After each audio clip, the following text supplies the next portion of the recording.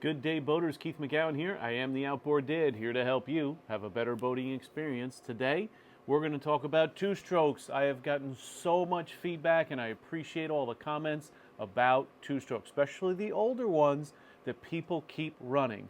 Please like, subscribe, send me any comments that you have, and don't forget I have my used outboard motor buying guide right here. It's for sale on Amazon right now for $20.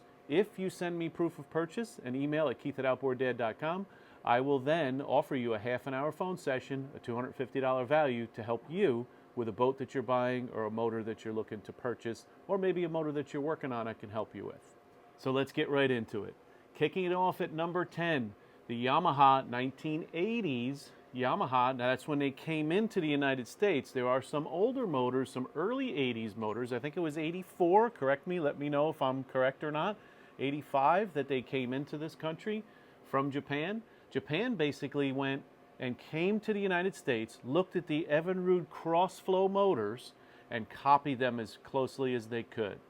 And what they manufactured was a great motor that lasted for many years, some of them still on the water. Send me a comment if you still have one of these 80s Yamaha 200 horsepower motors. Also the 150s were great, carbureted motors. They were like tanks. People say bulletproof. I don't think anything's bulletproof. If I shot a bullet at it, that's going to be a different story. But being realistic, those were great motors. What I like the most about those two-stroke Yamaha engines is their oil injection system. Nothing is ever foolproof. Hey, I'm a mechanic. We fix stuff. If stuff didn't break, I wouldn't have a job my last 40 years. But let's be honest. When I have an oil tank in the boat with a 12-volt pump, pumping it up to another tank, both of which have sensors on them that let you know on your dashboard and set an alarm off or a light comes on if those tanks get low, and then gravity feed to a mechanical pump off of a metal gear, not a plastic gear like the Mercuries were, although the Mercuries worked well also, but they did have some failures with that. So I love that oil injection system. It worked very well. Next at number 9, we have the Mercury, which is what I just kind of condemned. No, I didn't condemn. I'm just saying the differences that are there. That's why it's not up there at number 10 with the Yamaha. They did have that fibrous plastic gear, or whatever they want to call it, composite gear on the crankshaft that did fail from time to time, maybe because of improper or cheaper oils. You tell me what you think. But that Mercury 200 horsepower carbureted motor from the 80s, boy, they're still out there running. And a lot of the design didn't change up into the early 2000s. If you watch my video, I have a Mercury 150 horsepower 2.5 rebuild that I did with all 6 new pistons. Someone's going to purchase that motor. Already had some inquiries about it, and we're in February now. Number 8, Evinrude. I like Evinrude older motors. Yes, there's a lot of controversy over Evinrude motors, but we're talking about, again, those 80s motors. We're talking about the top 10 two-strokes now that people love, not of today, but of all time. So let's keep that in mind when we're talking about that. This 150 horsepower XP motor was regarded for delivering smooth ride and plenty of torque. Everybody who has those said, boy, that comes out of the hole like you can't believe those motors. They also were very lightweight and had pretty good fuel efficiency for a two-stroke motor. Next at number 7, another controversial one, is the Suzuki 200 horsepower from the 90s. They were great motors. The people who owned them and took good care of them, just like any other motor, really loved those motors.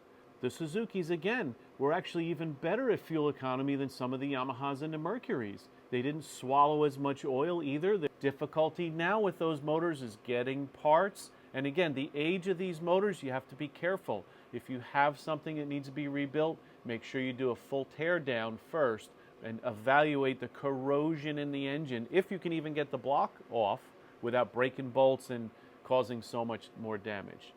Although there's still people out there who do the rebuilds on these older motors and enjoy them for many more years to come. What's next on our list? At number 6, the Mercury 225 Pro XS. Again, has a great following from the 2000s now. A lot of people love these motors. It was designed for serious anglers who want to get out farther out on the waters to go for those tuna or whatever's out there that they fish for. Me, I'm a close shore boater. I don't really go much past 5-10 miles, but the people that love to get out there love these older motors. One of the things I've always heard about these Mercuries is they have really good performance. They get up on plane well throughout the whole RPM range. Yes, they did like that it comes out of the hole. Maybe the XS comes out of the hole a little better than another, but a lot of times it's difficult to tell depending on which boat that you're running it on. At number 5, we have the Yamaha 250 Vmax engine, the powerhouse from the 90s. Though those motors really took off like rockets. A lot of guys had Makos that loved those motors. Some Grady Whites that were out there that had those motors, and they were legendary for their high-end performance. You get that boat up on plane and you crank that motor full out, and they love to run for many years. Number 4 on the list, the Evinrude E-TEC. Oh, I'm going to get lots more comments from this one. There are people, I had a comment from a guy, Joe, who was out in California, who says, I don't know what it is with these E-TECs. People are still looking for them. My Evinrude dealer still says I sell E-TECs. Why? Because he fixes them up and keeps them running. So again, like the Mercury 2.5, there is a bit of a cult following. If you understand how to operate and use them and the little idiosyncrasies that they had and how to take care of them. And one of the top reasons these E-TECs were loved was very, very low emissions, rivaling even 4-stroke of today. So these motors, now the E-TECs, again, we're talking about the E-TECs from the 2000s, not the FICT motors. The FICT was the precursor to the E-TECs. And the direct fuel injection also had really, really good fuel efficiency. And again, those motors took off like rockets, and the people who've owned them for years love them. Not to say that there's not people who had difficulties with them, but there's certain things you do. There's a video that I'm on with Born Again Boater. He's on his podcast, the Boaters Podcast you can watch. And we talk about all these different motors and things they can do, like put a filter in line to catch grass or silt or anything so it doesn't get to your EMM and overheat it. So there's things you can do to make these last longer. Let's get to the next one on the list. One of my favorites, because I had twin 115 Yamahas from the 1980s into the 90s. Those 2-stroke motors, carbureted motors. Again, I love the oil injection system, and I had 1991 twins on my Wellcraft 23-foot. I bought them used. They had good compression. I did have to do the shift shafts. Again, there's things about all of these motors that if you look into, it was tricky to get the power heads off, but with a little bit of heat and a little bit of help, was able to get it taken care of. Got the new shift shaft replaced.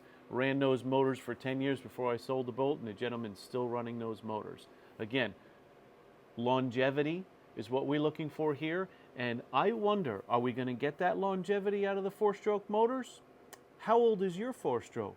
Let me know your thoughts and comments. Let's get down to number 2. Number 2 is the Mercury 2.5 from the 80s. There is a huge cult following. There is so much high performance you can do to these motors. I think they've got to be the most adaptable motor to aftermarket parts, different heads, different porting abilities. You can go on websites and Facebook, and there's so many different advice you can use, different exhaust patterns that you can do to get even more and more horsepower and performance out of these motors and get them out on the drag, right? You can drag race these suckers, and they run for years to come. And finally, at number 1, again, this is not my list. This is from all of the people who've commented over the years here that have seen and we've gathered information from with other YouTubers. Number 1 comes in the Evinrude 225 XP from the 90s, right? Finally taking the top spot is that Evinrude XP from the 90s. This motor was a game changer for offshore and high-performance boating, and it's well known for its strong torque and speed. And it's beloved by the guys in the 2-stroke community. The comments that I get back about all these 2-stroke motors you see me working on, or the things we discuss at 2-stroke versus 4-stroke, I'm not against either one of them, but the people who've owned these, I've personally never owned the XP. I've worked on many of them, and guys still run them for years to come. So there you have it. The top 10 best 2-stroke motors of all time, from legendary models from the 1980s to more modern engines. Now, I know I'm going to get comments from guys up in their lake communities who've been running the 60s and 70s Evinrude motors for years. That's great. Of course, there's more modern engines with 4-strokes, especially the Yamaha 4-strokes. Everybody loves them. Suzuki's, for their price point, they've been great motors. But these motors, these 2-stroke motors, have left an indelible mark on the boating history. And what do you think? Did your favorite motor make the list? Please send comments and let me know what your motor is, and we'll continue to work on, as I do with the two-stroke motors, and find out what's best for you and your boating needs. I hope this was fun, and I hope to see you guys soon. Please send me any comments, like, and subscribe. Don't forget my used outboard motor buying guide for sale now to help you have a better boating experience. Have a great day.